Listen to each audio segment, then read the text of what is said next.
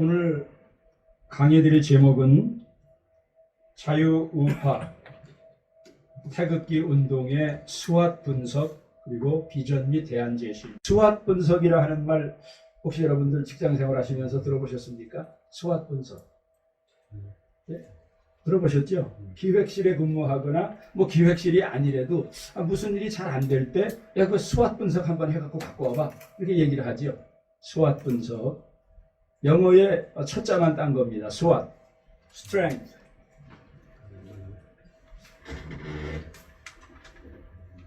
strength. 장점. 그 다음에 weakness. 약점. opportunity. 기회. 그리고 threat. 네 가지. 어떤 일이나 이렇게 항상 긍정적인 거, 부정적인 거 네 가지가 있습니다. 그래서 오늘 제가 성경 말씀에 처음에 잠깐 언급했지만은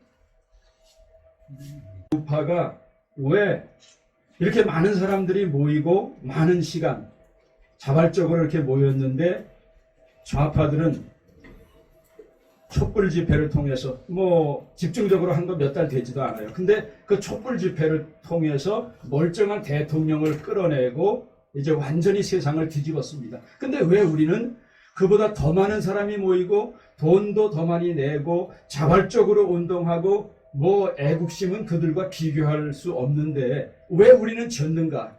그러면 이것에 대한 분석이 없어요. 모략이 없이 싸웠기 때문에 우리가 지는 겁니다. 그냥 숫자만 많이 모인다고 되는 거 아니에요. 훈련받지 않은 군인은 이거는 군사가 아닙니다. 그냥 군중이죠, 군중. 군중이 30년, 70년 훈련받은 군사들을 이길 수 없습니다.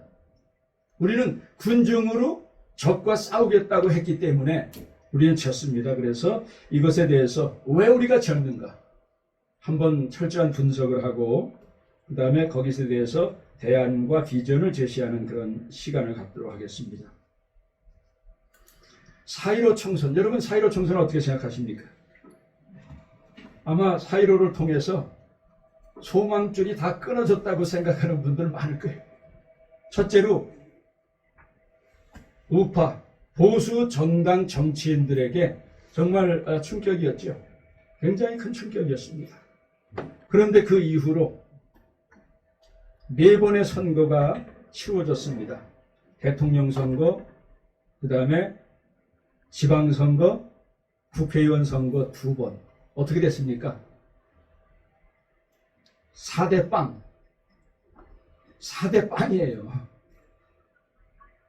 4번이나 졌는데 그냥 모아주면 왜 졌는지 분석도 없어요. 그냥 자기네 선수만 뽑아달라는 거예요. 그렇게 믿다가 요번에 하다가 4번 졌습니다. 그래서 더 이상 우리는 이건 보수 정치인들, 보수 정당에게 뿐만이 아니라 우리 자유우파 태극기 시민들에게도 충격이 아니라 멘붕이었습니다. 멘붕.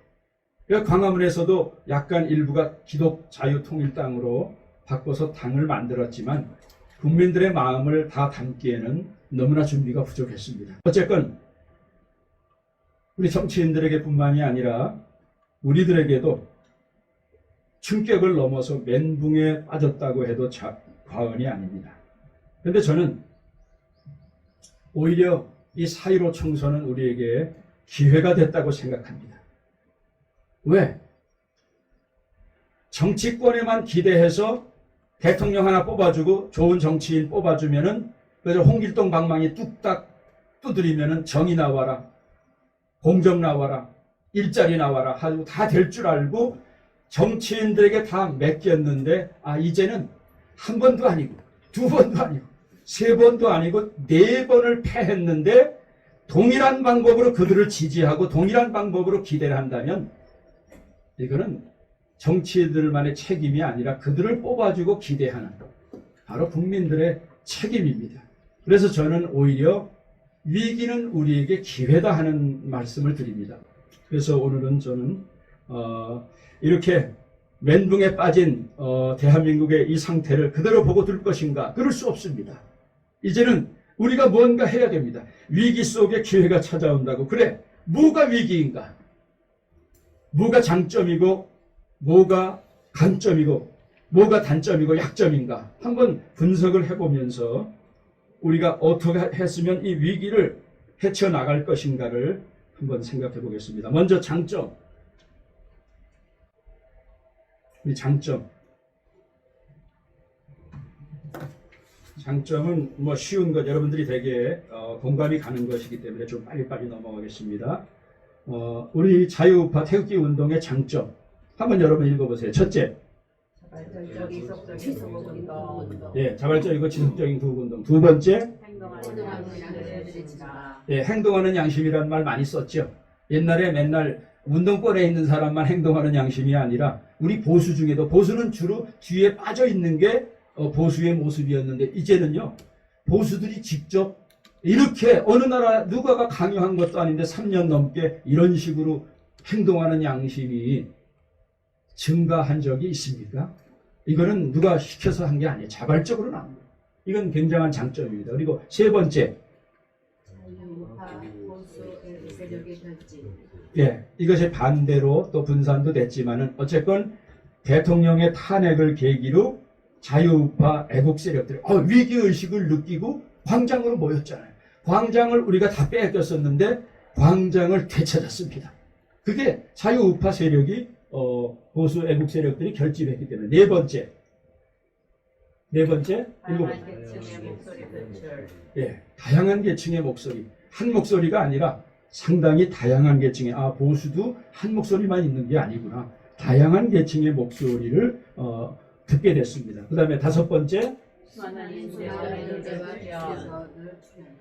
우리는 정치권에만 인재가 있는 줄 알았는데 태극기 운동을 통해서, 어제도 제가 두 군데 집회를 갔는데 보니까 심지어는 노사모에 있던 청년들 아니면 좌빨에 있던 청년들이 나와서 블랙 우리 부정선거 시위를 주도하고, 어제 끝난 다음에 단체장들 모임을 보니까 어떻게 전국적인 운동으로 확산될까 기발한 아이디어 내더라고요. 이거는 새로운 리더들이 이렇게 발굴되는 겁니다. 정치할 때마다, 선거할 때마다 한 번씩 리더가 나오는 게 아니라 리더는 이렇게 평상시 나오는 겁니다. 계속해서. 그래서 수많은 인재와 리더들이 출연했습니다. 여섯 번째,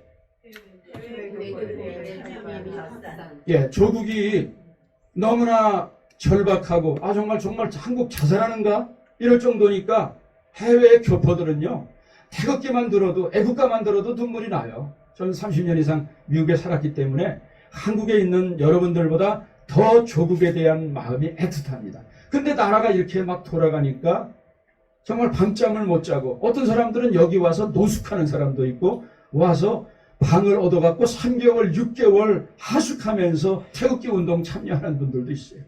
이제는 인터넷을 통해서, 오늘도 여기 인터넷 방송 여러분들이 오셨지만은 인터넷을 통해서 실시간으로 막 전국에 방송이 되니까 지금은 이 해외 교포들도 태극기 운동에, 우리 운동에, 자유우파 운동에 참여를 한 지가 벌써 오래됐습니다. 그리고 일곱 번째, 촛불 세력을 수적으로 넣다. 촛불 세력 아마 몇 달 지나지 않아서 더 이상 얼마 모였다를 얘네들이 발표하지 않았어요. 그리고 자기네 찍는 거는 멀리서 이렇게 희미하게 찍고, 보수들 모인 거는 요 부분적으로 찍어. 전체 찍으면 어마무시하게 많으니까 그 사진 딱 보면 알잖아요. 요런 수작질을 부리더라고요. 촛불 세력을 숫자적으로 능가했습니다. 그 다음에 8번에 광화문 광장. 이 어느 나라나 광장은 좌파들의 목적 달성의 장소입니다. 투쟁을 하고 노동, 교육, 인권 여러 가지를 하는 좌파들의 광장이었는데, 이제는 광화문 광장을 우리 자유우파 태극기 세력이 점령을 했고, 이제 이름까지 우리가 공식적으로 썼잖아요. 뭐라고 그랬죠? 이승만 광장. 이제 광장 이름까지 바꾸고 우리가 점령했어요. 그리고 아홉 번째, 유튜버들의 눈부신 활약. 저는 유튜버 처음 생길 때 이게 되겠는가 했는데, 제가 싸이에 빠져갖고 목사님이 무슨 싸이 그거 좌파 뭐다 하면서 하는데, 저거 복잡한 거 말고 한류가 어떻게 세상에 확산되는가에 전 관심이 있어요. 그래서 지금 75억 인구 중에 36억 이상이 봤다면은요, 이건 단군 이래 대한민국에 이런 기적이 없습니다. 싸이의 기적. 그거를 바로 유튜브가 이뤄냈는데, 이거 메이저 언론에서 다뤄주지 않는 거 유튜버들의 힘 때문에 바로 이게 전국으로 확산되고 외국으로 확산되고, 그래서 저는 유튜버들의 이 눈부신 활약에 대해서 정말 너무너무 감사를 드립니다. 지금 유튜버들 죽이려고 하죠. 실시간 채팅을 통해서 돈 최고 많이 버는 게 안정권인 게 나왔잖아요. 세계에서 1위예요. 뭐 딱지 붙이니까 채팅을 통해서 거기다 후원금 해주는 건 그 컨트롤 못 하거든요. 그래서 그 전략으로 좀 너무 나가기도 하지만은 어쨌건 대단합니다. 전 세계에서 1등. 수억의 돈을 그거 몰더라고요. 채팅을 통해서. 그리고 마지막으로 외국 언론의 관심과 조명을 받았다. 이렇게 장점이 우리에게 잘못한 것만 있는 게 아닙니다. 이렇게 자발적으로 굉장한 장점이 많이 있어요. 그래서 잘하는 거는 우리가 계속해서 더 잘하도록 이것을 어떻게 더 심화하고 확대해야 되는가를 저희가 고민해야 되겠습니다. 그래서 유튜버들도 전체적인 모임의 연합이 있어요. 그래서 유튜버들도 이제는 좀 더 전술 전략적으로 혼자서 안 되겠구나. 그러면 어떻게? 지금 국민노조가 생겼잖아요. 유튜버들 모여서 유튜버들 방송 노조하면 그게 굉장히 큰 부분의 노조가 되는 거예요. 노조가 하나 제대로 되면요, 시시한 정당보다 100배, 1000배 낫습니다. 지금 그 국민노조, 저는 잘 되기를 바라며 초창기에 저도 한 2년 동안 도왔습니다. 그 다음에 우리의 단점이 뭔가? 이것이 우리가 집중적으로 고민해 봐야 되고 시정해야 될 문제가 바로 여기에 있습니다. 이 부분에 대해서 제가 좀 시간을 다른 부분보다 더 많이 활용하겠습니다. 첫째로 전술 전략의 부재. 전술 전략의 부재. 여러분 이거 공감하십니까?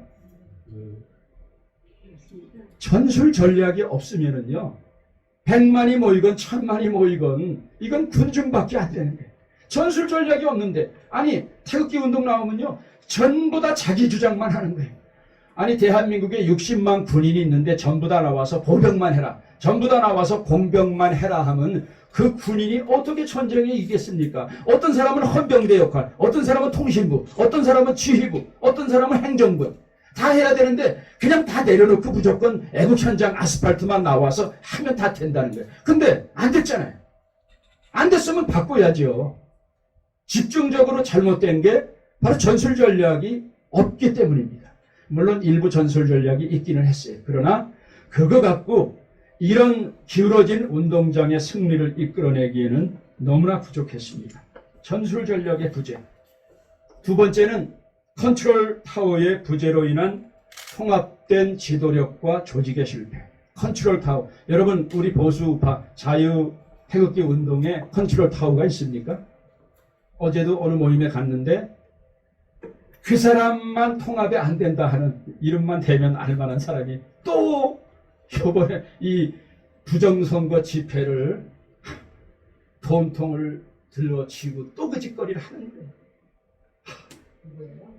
뭐 이름만 아시기 뭐 여기서 공적으로 말씀을 드릴 수 없지만 어쨌건 컨트롤 타워가 없어요. 아니 저 사람이 우리 보수 자유 우파의 지도자 깜이 되는 사람입니까? 그냥 모임 하나 정도 된다는 건 몰라도 적어도 우리의 지도, 여러분의 지도자로 모실 만한 사람, 누가 봐도 첫째로 그 사람의 경력, 그 사람의 실력, 그 사람의 인격, 그 사람이 어떤 삶을 살아왔는가를 보고 그게 지도자가 돼야 되는데, 이런 지도자가 나와도 될까 말까 하는데 우후죽순으로 이래야 된다 저래야 된다.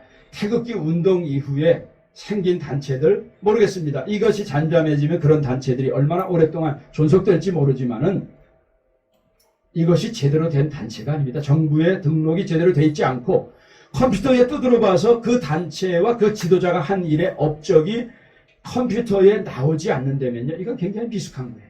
그런 사람들에게 우리의 장래를 맡길 수 있습니까? 그냥 하나의 참모진의 좋은 아이디어 하나 낼 수 있지만 이 좌빨들은요, 컨트롤 타워가 어디라고 생각하십니까? 지금 문재인 정권의 컨트롤 타워가 어디라고 생각하십니까?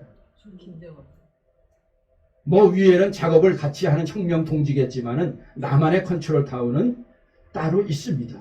왜 청와대의 주사파 이 대학생 그 좌빨들이 13명, 14명이 들어가서 뭐 하겠어요? 백낙청을 비롯한 좌빨들의 원로 그룹들이 무슨 역할을 하겠습니까? 전교조와 민노총과 언론노조 이런 사람들이 각각 이 사람들은 자기네 역할을 세분화해서 역할 감당을 하고 큰 그림은요 어른들이 큰 그림은 정해줍니다. 근데 우리 보수는 뭐 원로 그룹들은 많은데 과거 자랑하는 거 뭐 나오면 말이야 어떤 분은 3분 시간 들이면 20분 하려고 그래갖고 막 강제로 강퇴를 시키고 하는데 이래갖고 우리가 어떻게 이 사람들은요 광장에 나와서 하는 게 아니라 이미 언더 더 테이블 주중에 그런 모든 전략 전술이 컨트롤 타워를 통해서 나오고 어떤 거는 광장을 통해서 어떤 거는 방송을 통해서 이게 전략 전술대로 나와서 컨트롤 타워가 다 일을 분산을 하죠. 그렇죠? 근데 우리는 끽해봤자 큰 보수단체 아니면 보수의 정당이 모든 걸 다 해주리라 기대하고 응원을 했지만 여러분 두 번의 선거에 홍준표 씨나 황교안 씨가 이렇게 자발적으로 10개의 장점을 가지고 있는 자유우파 세력을 인정이나 했습니까? 대통령 탄핵을 오히려 반대하고 나라를 이 지경 만든 놈들을 끌어들이는 데는 관심이 있지만 목숨을 걸고 3년 동안 지켰던 애국 시민들을 포용하는 데는 그만한 포용심을 보이지 못했습니다.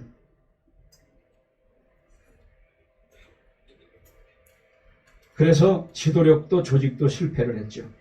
세 번째는 강력한 비전 제시와 철학 이념의 부재입니다. 직접적으로 지키지 않더라도 정치가들은요 비전과 철학을 뻥뻥 좀 쳐야 되잖아요. 그렇죠?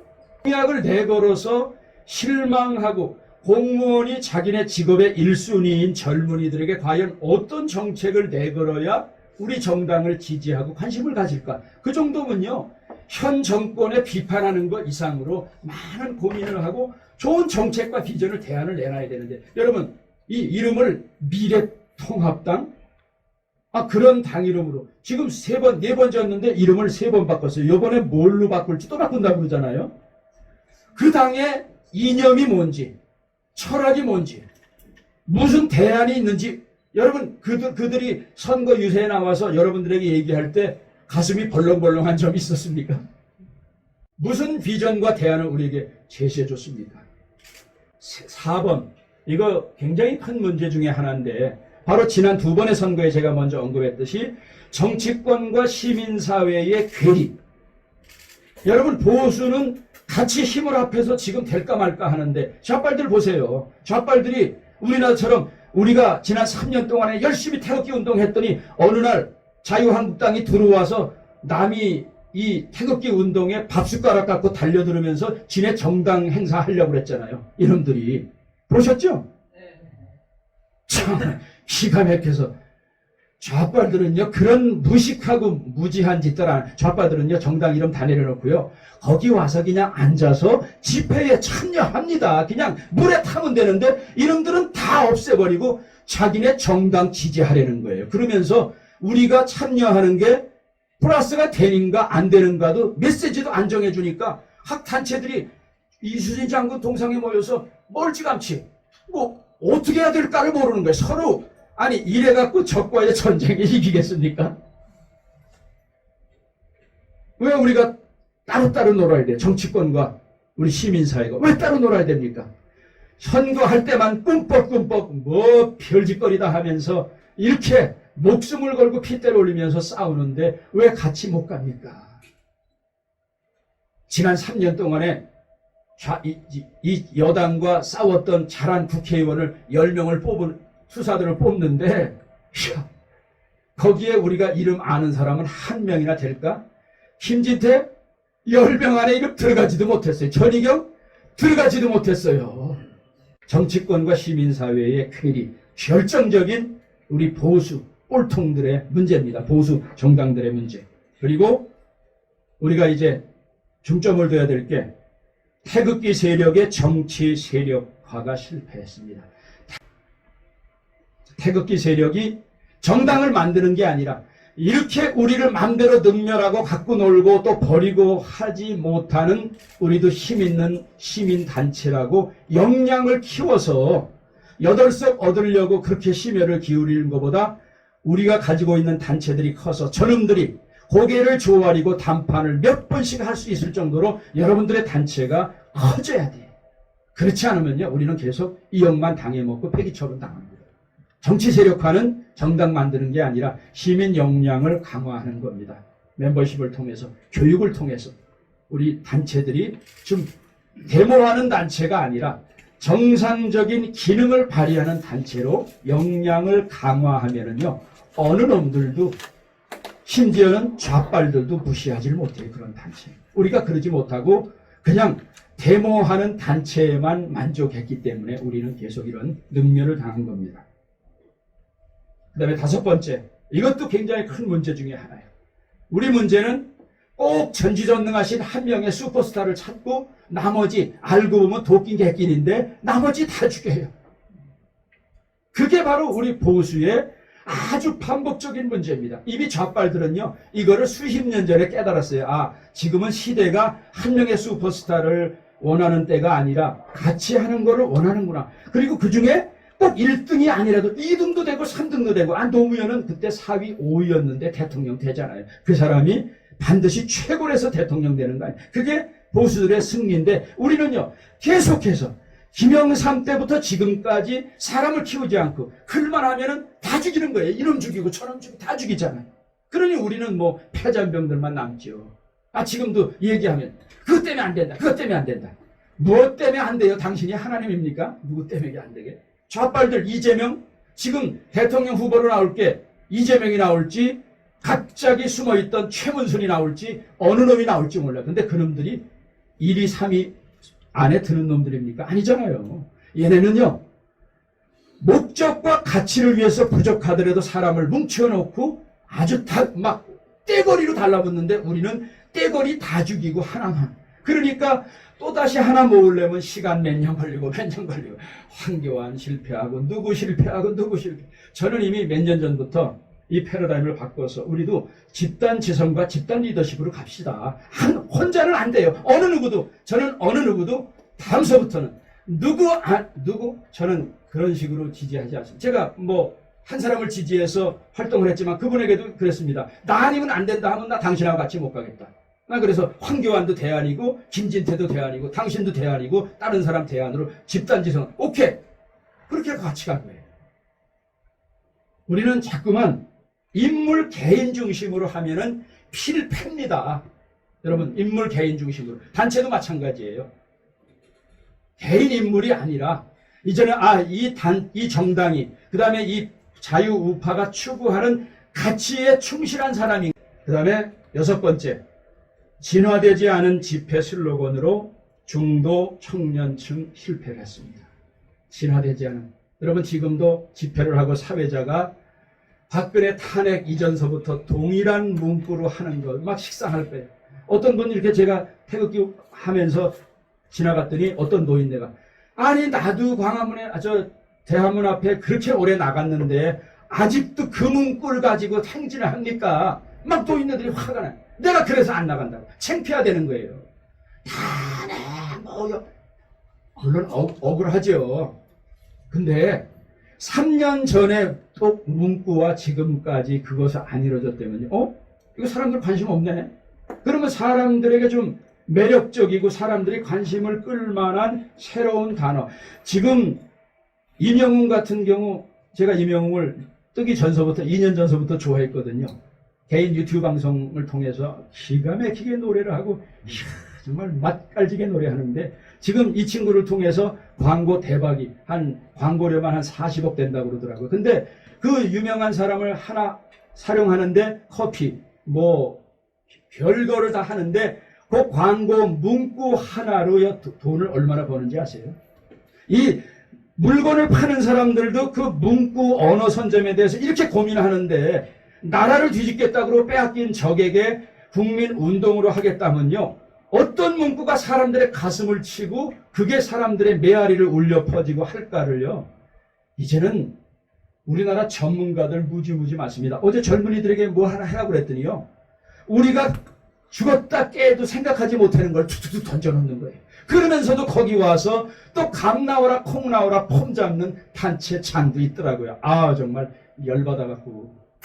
그냥 우리는 박사 위에 밥사가 요즘에 더 좋다고 그러잖아요. 그렇죠? 박사보다 더 높은 게 뭐라고요? 밥사. 나이 잡순 분들은요. 박사 되려고 하지 말고 밥사 되세요. 밥사. 젊은이들 지금 하면은요. 걔네들 대통령 시켜줘도 다 할 만한 애들이. 무슨 그게 40세가 무슨 청년입니까? 지난번에 김영삼 기자 어디 갔더니 자기가 58년생인데 자기를 어린애 취급하더라는 거예요. 그래갖고 나라가 뭐가 되겠습니까? 60 넘은 환갑, 진갑 넘은 사람이 이 층층시야 원로 그룹에 갇혀서 자기 의견 한번 제대로 발표하지 못하면은요, 이런 나라 이대로 가면 소망 없습니다. 그래서 진화되지 않은, 이제는 좀 진화된 슬로건으로 우리가 집회를 해야 되고, 특별히 청년층과 중도층이 사실은 말이 그렇지 중도층 아닙니다. 사람들은 되게 보수예요. 근데 너무나 보수 꼴통 짓을 하고 그러기 때문에 이제 식상해서 그러는 거지, 그들은 계기가 되고 어느 시점이 되면은 우리에게 관심을 기울일 사람들이기 때문에, 그러면 태극기 여기 떠들어도요 10만도 안 돼요. 카톡 별거 다 돌리지만 여러분들이 도는 카톡 내용은요 4,900만은 안 봐요. 그게 우리의 현실입니다. 우리끼리만 그냥 뺑뺑뺑뺑 도는 거예요. 그래서 어떻게 확장성 있게 운동을 할 것인가.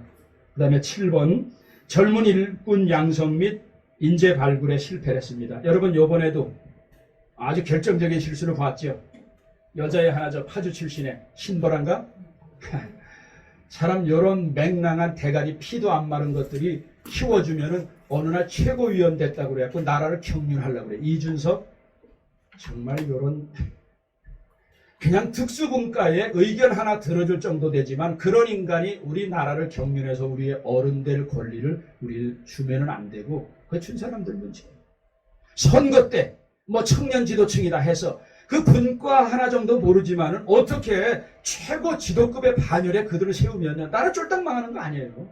인재는요 공천에만 한 번씩 키우는 거 아닙니다. 이런 데서 지금 여기서 인재 키우기 위해서 우리 손혁수 대표님 얼마나 노력을 많이 합니까? 그 중에 젊은 인재만 인재가 아니에요. 40대, 50대, 60대, 70대 정치의 초년병이지만 초년병이라도 실력을 가지고 애국심 가지고 하면 그 인재 되는 거지요. 근데 어느 날 그냥 공천 하나 받으면 인재 뚝 떨어집니까?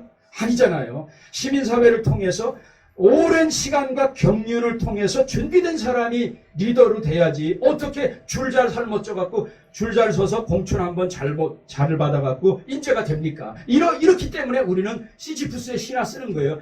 선거 때만 무슨 인재 발굴입니까? 평상시 인재를 10대, 20대, 30대, 40대, 50대, 아니 70대 3선 이상 안 된다는 그런 개뼈 따위 같은 전략은 누가 세웁니까? 미국은요 98세 상원의원도 해요. 실력이 있으면 그런 분의 경륜을 들어야죠. 젊은 것들만 많으면 나라가 제대로 됩니까? 얼마나 시행착오를 많이 하겠어요. 3선 아니라 5선을 해도요 제대로 나라를 위해서 키울 사람은 배제하면 안 됩니다. 왜 그런 좌빨들 따라서 해갖고 그런 파퓰리즘을 왜 따라합니까? 우리는 하더라도 이거 인기 투표 나오고 국회 경력 딱 보고 그 사람 봐갖고 7선 8선이라도 계속 경륜을 펼쳐주십시오. 해야죠. 왜 그 사람들 나와서 못하게 합니까? 젊은 일꾼 양성 및 인재 발굴에 우리가 실패를 했습니다. 그 다음에 8번째, 체계적이고 효과적인 대국 및 캠페인 및 SNS 미디어 전략 실패했습니다.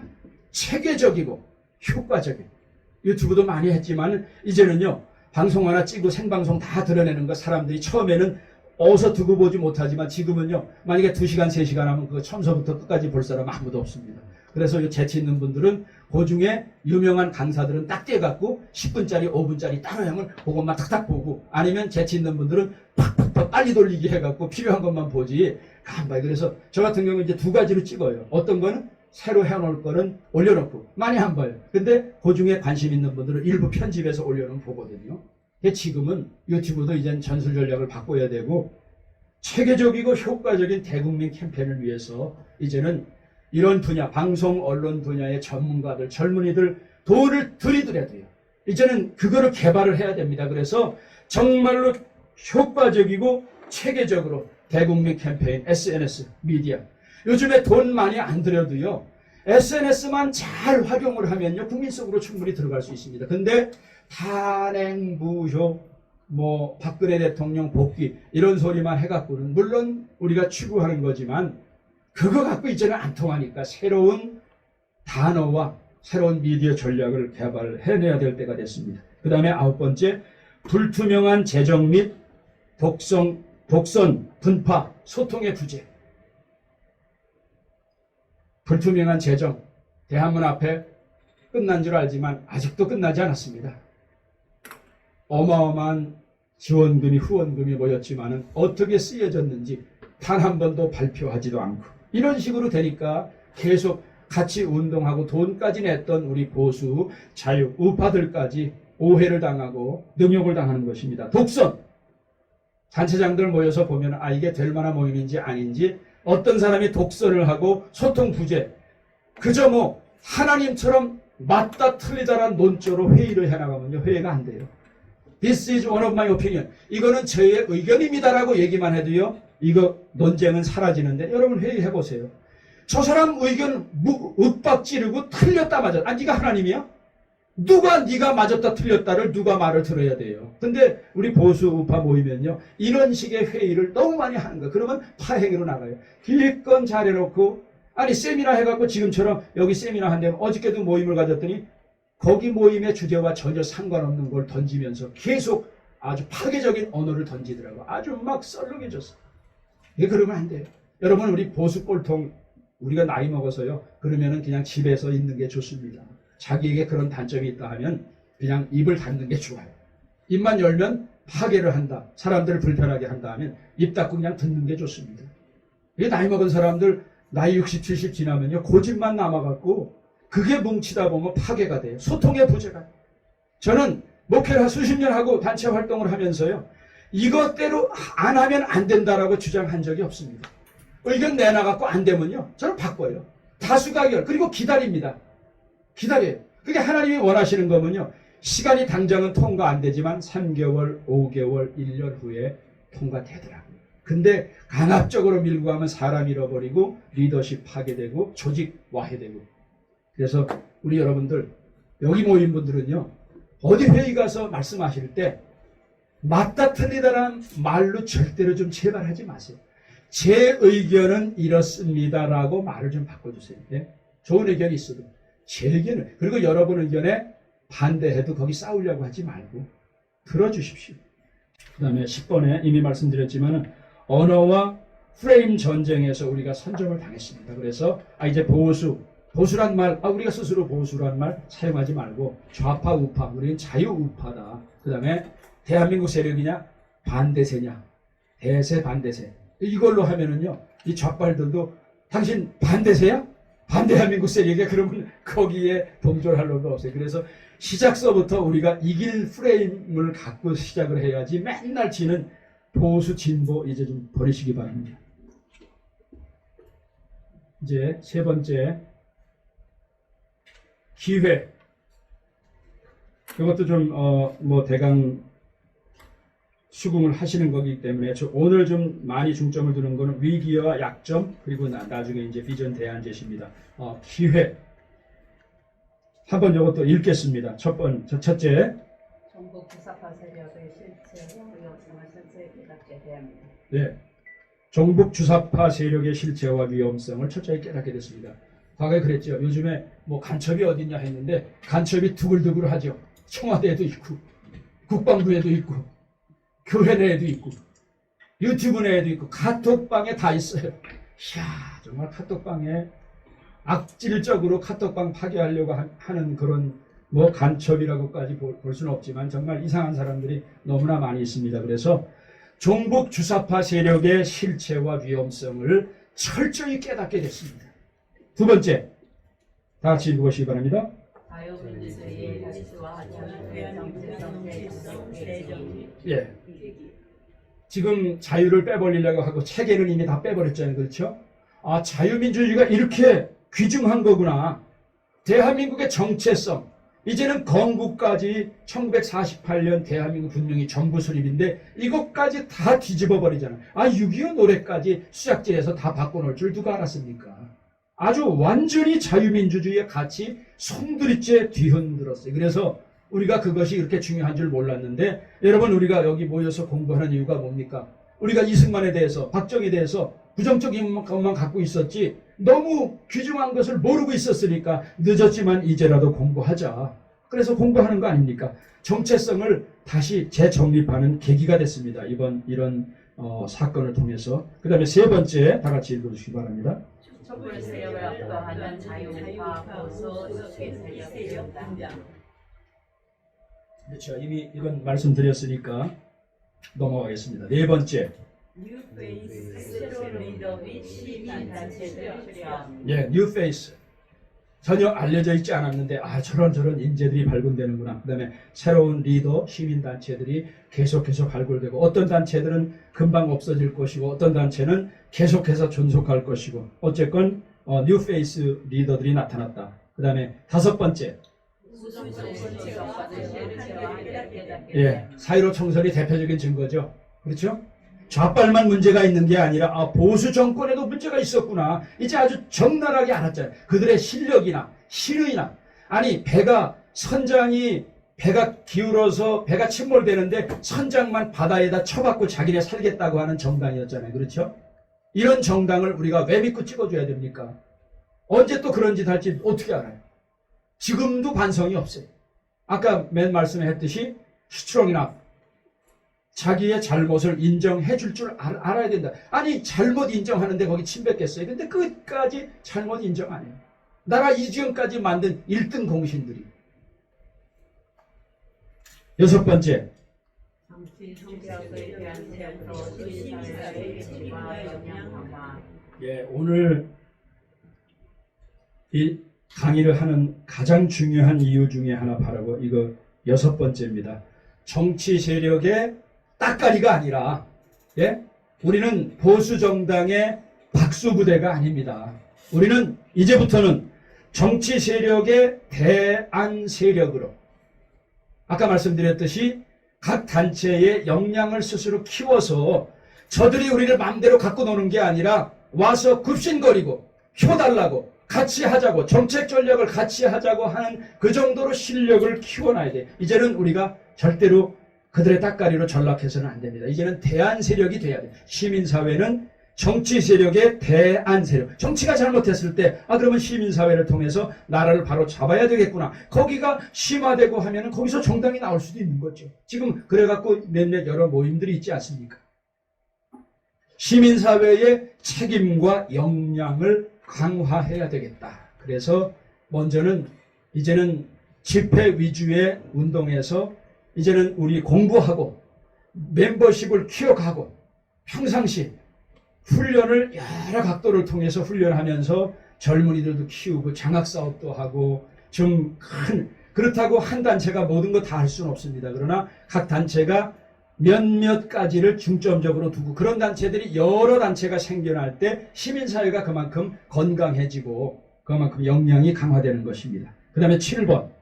시민의 필요성 및 역할에 대한 발상 전환 계기. 네, 발상의 전환이라는 말을 많이 쓰죠. 4.15 총선이 저는 근본적으로 발상의 계기가 되기를 원하는 게, 정당만 통해서 나라의 운명을 좌지우지하는 게 아니라 이제는 시민사회가 저들이 감당하지 못하는 나라의 운명을 우리가 감당해야 되겠구나. 저는 그 중에 가장 중요한 게 바로 나중에 나오겠지만 시민의식이, 국민의식이 많이 지금 후진화되어 있어요. 그거는 집중적으로 교육을 하지 않았기 때문에 그렇습니다. 여러분, 이미 40년도 넘었죠. 1968년 12월 5일인가 국민교육원장, 얼마나 좋은 명문 중에 명문입니까? 지금도 거기에 몇몇 민족주의의 역사적 사명, 영광된 조국 통일의 앞날을 내다보고, 정말 그 26명의 교수들이 모여서 만들어낸 엑기스 중에 엑기스잖아요. 박정희 대통령이 그 비전을 얘기하고, 얼마나 좋은 명문입니까? 지금도 그것만 가지고도 저는 충분해. 저는 통일의 비전 거기에 달아와 있습니다. 통일의 비전이 나중 부분에 세계 인류 공용의 저의 통일로는 돈 잘 버는 나라가 아니라 인류 공용에 이바지하겠다예요. 돈 잘 버는 나라. 저는 거기를 한류와 문화에 초점을 맞춰서 비전을 세우고 있습니다. 그래서 이제는 싱크탱크, 미국의 이 보수가 이렇게 참패가 될 때가 1964년 선거 완전 참패를 당하고 계속해서 보수가 지고 그 다음에 대통령 당선된 68년도에 닉슨이 워터게이트 사건으로 금방 탄핵을 당했죠. 미국 대통령 초유의 역사. 그래서 보수의 도덕성이나 보수의 실력이 아주 바닥에 드러났을 때 우리하고 똑같았어요. 완전 보수가 나라 이렇게 말아먹는 아주 원흉이었습니다. 지금 대한민국이 그렇듯이. 근데 그때 미국 시민들은 깨달았습니다. 아, 이제는 정치인들, 공화당이나 민주당 정치인들에게만 다 맡겨서 나라 쫄딱 망하겠구나. 그러면 우리가 뭘 해야 되겠는가 해서 에드윈 퓨일러 젊은 사람이 국회의원 보좌관인데 정치의 뜻을 버리고 자기 아버지가 사업가인데 정치를 하려고 그랬어요. 근데 그거 꿈을 버리고 이 사람이 띵크탱크를 만들었습니다. 제2의 비전도 띵크탱크예요. 헤리티지 재단이 바로 그렇게 시작됐는데 1973년에 13명의 청년을 모아서 쿠어라는 맥주 회사에 가서 내가 이런 비전을 갖고 우리나라의 가치, 참가치가 뭔가를 다시 키우고 공부하고 이걸 운동 확산시키는 운동을 하겠다. 그래 거기에도 25만 달러 기금 갖고 와서 허름한 창고를 하나 얻어서 시작한 게 레이거노믹스의 기본을, 그리고 지난 50년 이상 공화당 정책의 반 이상을 이 띵크탱크에서 만드는 정책이 다 이루어졌습니다. 그 정도로 정당, 어느 정당이 이 헤리티지 재단만큼 그 역량을 발휘하겠습니까? 그게 바로 띵크탱크예요. 근데 우리는, 미국은 이런 띵크탱크가 2,000개가 넘습니다. 로비스트, 이런 띵크탱크에서 만든 정책으로 만들려고 로비 활동하는 로비스트가 워싱턴에만 12만 명이 넘어요. 근데 우리는 정치인들이 언제 연구해서 언제 정책으로 하겠어요, 저놈들이. 근데 우리나라 그렇게 놔뒀잖아요. 80%는 여러분과 저의 책임입니다. 우리 국민의 책임입니다. 이제부터는요, 그렇게 해서는 안 됩니다. 정치인들이 할 거는 25% 안 된다는 걸 좌빨들은 알아요. 그래서 다른 시민단체와 더불어서 교육도 하고, 역사교육, 정책교육 다 하는데 우리는 정당에서 다 해줄 줄 알지만 아무것도 하지 않습니다. 앞으로도 안 합니다. 그래서 이제는 그대로 놔두면 여러분과 저 국민들이 직무유기를 하는 거예요. 이제부터는 우리가 그걸 감당해야 됩니다. 그래서 저는 뭐 여기 단체장들 여러분 오셨지만은 여러분들 단체가 이제 다른 거 좀 그만, 태극기 운동 좀 그만하세요. 해야 될 거 지금 부정선거 그 한 가지, 나머지 80%는요 이제는 단체 역량 강화하는 데 시간을 들이시기 바랍니다. 어떻게 멤버십을 모으고, 그리고 씨도 안 뿌리고 무슨 열매를 자꾸만 따려고 그래요. 쟤네는 30년에서 70년 씨를 뿌렸는데 우리는 씨도 안 뿌리고 다 열매 따라, 그냥 태극기 들면 다 열매 따라. 너무나 성급한 거예요. 그렇게 안 됩니다. 시간 오래 걸립니다. 정권을 잡은 들 한꺼번에 방송을 어떻게 바꾸겠습니까? 사법 구석에 2천여 명의 김일성 장학금 받은 거 어떻게 한 번에 개혁하겠어요? 피바람 불지 않는 이상 이렇게 쉽지 않습니다. 그래서 이제는 시간이 걸릴 거는요, 시간 걸려야 돼요.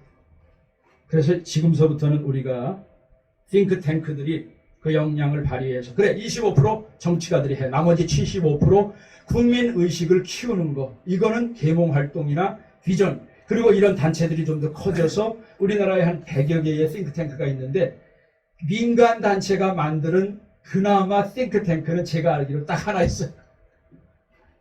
그냥 기업에서 만든 띵크탱크, 다 자기의 기업의 이익을 위해서 주로 정책을 펼치는데 나라의 장래를 위해서, 그러니 나라가 제대로 되겠습니까?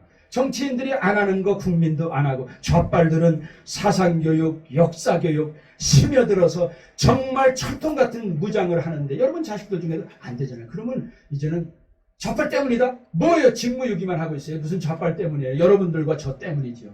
우리가 그 직무를 제대로 감당하지 않고 정치인들에게만 책임을 전가했는데 지금서부터는요, 어떻게 내 자식, 내 조카들, 내 친척들 교육을 할 것인가, 눈높이 교육도 해보시고 콘텐츠 교육도 하시고, 여러분들 이제는 광장에 안 나와도요, 가정에 들어가서 한 집안 자식 한 명씩만 이쪽으로 끌어들여도 무지무지한 애국운동입니다.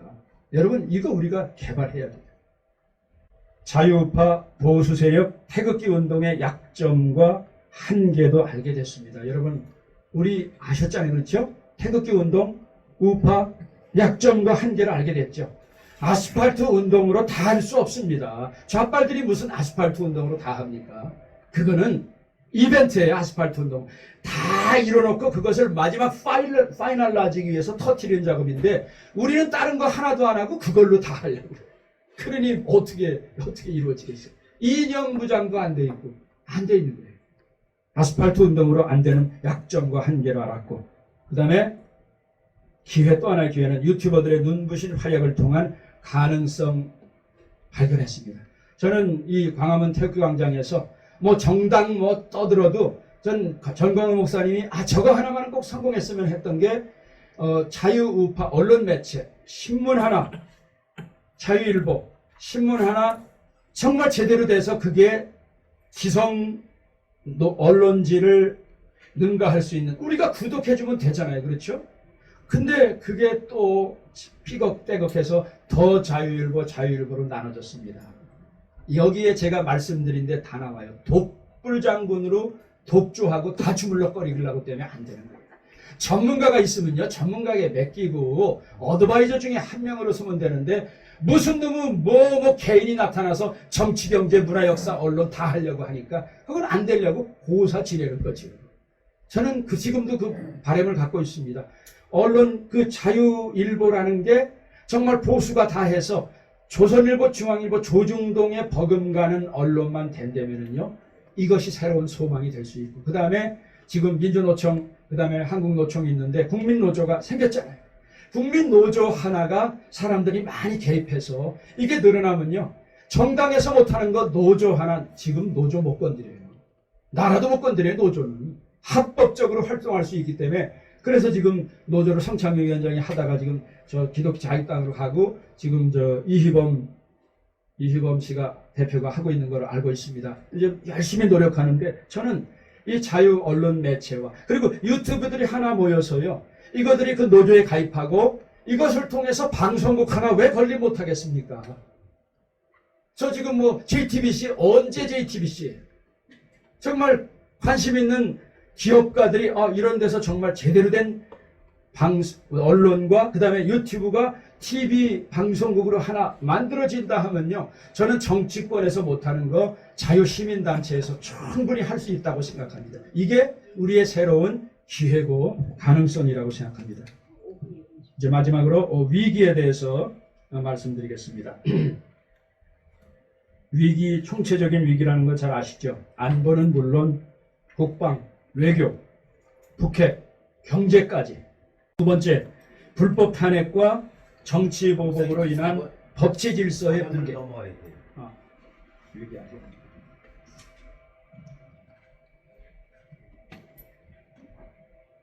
네, 죄송합니다. 좀 더 밝게. 불을 좀 꺼야 될 것 같아요. 이거요. 여기 날씨가 더운데. 네.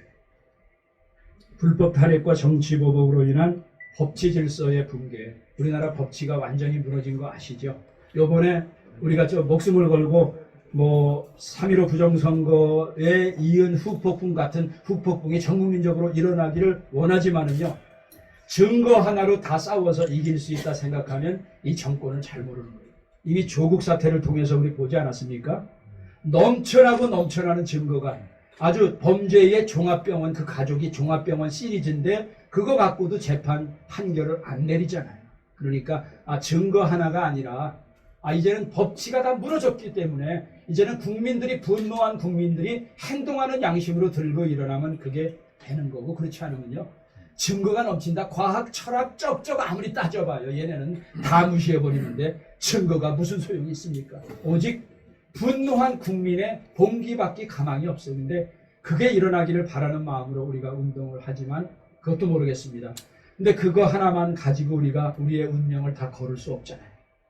여지껏 그렇게 싸워왔는데 그래서 우리는 그 이상 이제부터 우리가 해야 될 일들을 장단기적으로 해야 되겠습니다. 정쟁, 사상, 체제전으로 인한 국력 및 국격의 저하. 얼마나 피 튀기게 싸우고 있어요.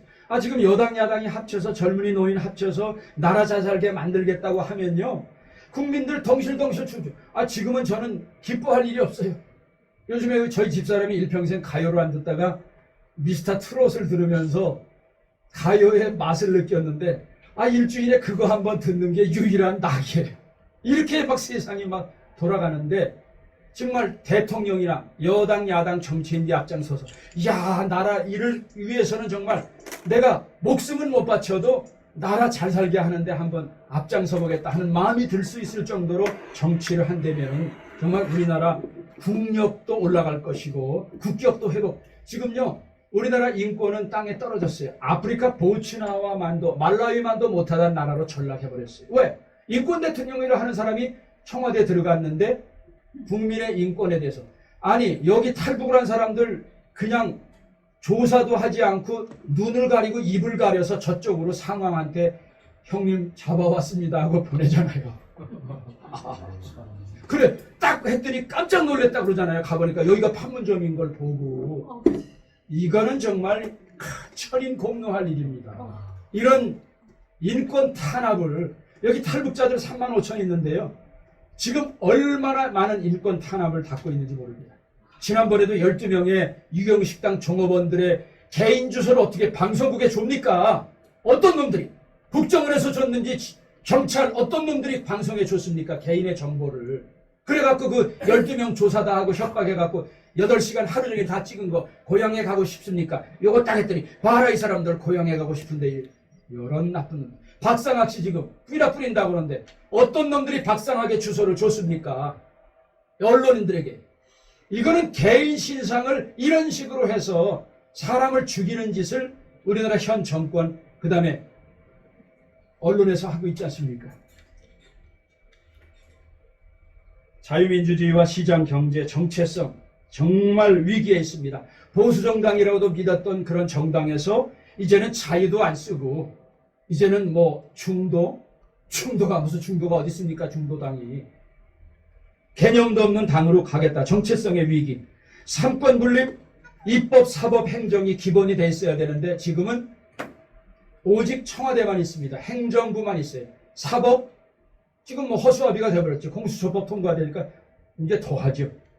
입법부, 있으나마나 한 거 아닙니까? 그냥 막 무사 통과니까. 삼권 분립, 한미동맹. 여러분 동맹이라 말하면 세 가지가 갖춰져야 됩니다. 어느 나라와 나라 간에 동맹이 있으면 서로 간에 목적이 같아야 돼요. 지금 미국과 남한, 트럼프 대통령과 문재인의 목적이 같습니까? 가치가 같아야 돼요. 하고자 하는 목적, 북핵가 없으려고 그러는데 정의용을 통해서 처음서부터 우리는 북핵 아니고 핵 무장 확산 금지다. 알았지? 했는데 요놈이 거짓말한 거. 저쪽에서 북핵을 폐기한다고 하더라 해서 말을 바꾸려고 한반도 비핵화. 이번에 볼턴 회고록 통해서 다 나왔잖아요. 이 정의용이가 우리 문재인 정권이 얼마나 새빨간 거짓말하는 거 다 드러났잖아요. 그러니까 저 북한에서도 거짓말쟁이라 그러죠. 자기네 하지 않은 말 막 만들어서 내니까. 지금 목적, 가치, 그 다음에 세 번째가 상호 신뢰입니다. 여러분, 트럼프와 문재인이 상호 신뢰가 있습니까? 우리나라 도와주겠다 그러고 지금 요번에 6.25 행사까지 하는데 6.25 행사 한 번도 안 하다 갑자기 밤 10시에 미군 유해 해서 받는다고 하면서 했죠? 이게 6.25 행사예요? 밤 10시에 하는 정부 공식 행사도 있습니까? 참. 살다가 정말 별짓거리다. 예. 한미동맹은 이미 노무현 정권 때 제가 워싱턴에 한참 활동할 때 뭐라고 했냐면 한미동맹은 파괴가 되고 관짝 속으로 들어갔다. 그런데 이명박 박근혜 정부를 통해서 한미동맹이 굉장히 곤고해졌습니다. 그래서 대통령 한국과 미국이 정상회담을 하면 별장에까지 부를 정도로 베스트 5, 어떤 때는 베스트 3 안에 my friend라고 할 정도로 친해졌는데 지금 이 문재인은요, 지금 딱 가면은 정상회담 2분짜리예요. 2분짜리 정상회담. 아프리카 추장 불러놓고도 2분 이상을 합니다. 우리 저 북한 자유주간 할 때요. 탈북자들 모아놓고 내셔널 시큐리티 어드바이저하고 대통령 만나면 1시간 45분에서 2시간 정도 회담합니다. 그리고 우리 단체하고도 이렇게 하는데 한나라 대통령이 4.11 작년에 이 좌빨들 잔치로 바꾸려고 했는데 갑자기 너 그날 켜들어와 해갖고 2분 회담하고 앤드류 공항으로 보냈다가 덜루스 공항 민간인 공항으로 나중에 보냈다고 그러더라고요. 이거는 대통령 취급하는 게 이미 한미 동맹을 완전 그래서 요번에 지금 작전하는 것도 한국을 완전 빼버리잖아요. 왜? 얘기하면 비밀을 얘기하면 1시간도 안 돼서 적에게 그 기밀이 다 넘어가는 거예요. 군사작전 기밀이. 어떻게 작전을 하겠습니까? 월남이 망했던 게 그렇거든요. 무기 대주면 무기가 갑자기 월맹으로 날아가서 같이 떴는데 알고 보면 같은 비행기가 우리를 공격하고. 그 다음에 정보가 넘어가. 지금 우리나라 정보가 다 넘어가는 거예요. 국정원 서버가 뭐 민변에 의해서 다 노출돼 버렸잖아요. 기무사 다 없애버렸죠. 그러니 우리나라 뭐 기밀이 어디 있습니까? 이런 나라하고 어떻게 기밀 유지를 하면 작전하겠어요? 일본하고만 하는 거예요. 한미동맹 완전히 지금 파괴됐습니다. 그 다음에 7번 신쇄국 정책 및 신중 4대주의로 인한 국제적 고립. 저는 대원군 때만 쇄국 정책을 펼친 게 아니라 문재인 정권이 지금 신쇄국 정책을 펼친다고. 왜? 지금 대륙 세력과 해양 세력 간에 피 튀기는 패권 전쟁이 일어나고 싸움은 보람 안 합니다. 중국이 요번에 샨샤댐 지금 붕괴 직전에 있는 거 아시죠? 어떻게 나라가 작살나는지 지금 상상지 못했던 일들이 벌어질 거예요. 우한 폐렴을 통해서 지금 북경시가 폐쇄되면서 이놈들 죽었다는 8만이 80만이 될지 800만이 될지 2천만 명이 넘는 유튜브 핸드폰들이 해지가 돼갖고 이게 갑질을 아는 증거가 나오잖아요. 그러면 그 2천만 명이 누구겠어요? 지금 이렇게 중국이 나라가 망하는데 망할 나라의 앞장선 대원군이 청나라에 붙었다가 러시아에 붙었다가 차라리 그때 일본하고 붙고 영국하고 붙고 미국하고 붙었으면 나라 뺏기진 않았을 거예요. 지금 똑같은 형상입니다. 한반도를 향해서 이 패권 전쟁이 막 밀려 들어오는데 아니 질 나라에게 달라붙어서 신중 4대주의를 하면 어떻게 해요? 우리 그래갖고 고종이 망했는데 지금 문재인 정권이 그 망할 짓을 똑같이 하고 있잖아요. 그 다음에 신쇄국, 그게 신쇄국 정책입니다. 세상이 어떻게 돌아가는 거. 그 다음에 또 하나 했던 말이 민족적인 감상적인 민주주의, 민족주의, 감민주의. 제가 만들어낸 말이에요. 연장선상에서 말씀드리면 김구나 조만식이나 민족주의자였습니다. 그런데 저놈들도 민족주의를 가졌으면 통일이 되는데 저놈들은 민족주의고 뭐고 다 이용해 먹거든요. 공산주의로. 그러니까 다 이용만 당했죠. 지금도 저쪽에서는 우리를 먹으려고 적화 통일을 하려고 하는데 우리는 민족주의를 우리끼리 하니까 얼마나 생각이 안 맞는 거예요. 이런 국제 고립을 자초하고 정상회담에 나가서 박근혜 대통령, 이명박 대통령 얼마나 세계 정상들하고 화기애애해야 한데 이거는 뭐 나가서 아무도 말 안 붙여주고 악수도 안 해요. 그냥 이러고만 있는 거예요. 정말 창피해 죽겠어. 우리 아버지가 밖에 나가서 그런 치욕을 당한다면 여러분 창피하지 않겠습니까? 우리나라 대통령이 왜 어느새 몇 년 사이에 국제무대에 나가서 이런 치욕을 당하면서 한국을 다 욕을 먹입니까? 복지 포퓰리즘을 통한 사회주의 선호 및 좌경화 풍조. 이거는 심각합니다. 보수가 정권 잡아도 우리 국민들의 마음속에 90%는 이미 좌경화, 복지 포퓰리즘을 통해서 내가 노력하지 않은 것 정부로부터 받는 게 익숙해져 버렸어요. 너무 좋아해요. 이거는요, 보수 정권도 바꿀 수 없습니다. 시간 오래 걸립니다. 이게 바로 망하는 이미 국민 정서 속에 사회주의가 너무 깊숙이 자리를 잡았어요. 좌빨이 아니라 모든 국민들 속에. 근시안적인 역사전쟁으로 인한 역사 왜곡이 계속해서 벌어지고 있습니다. 그 다음에 적화통일 체제 전복의 위기에 처해 있습니다.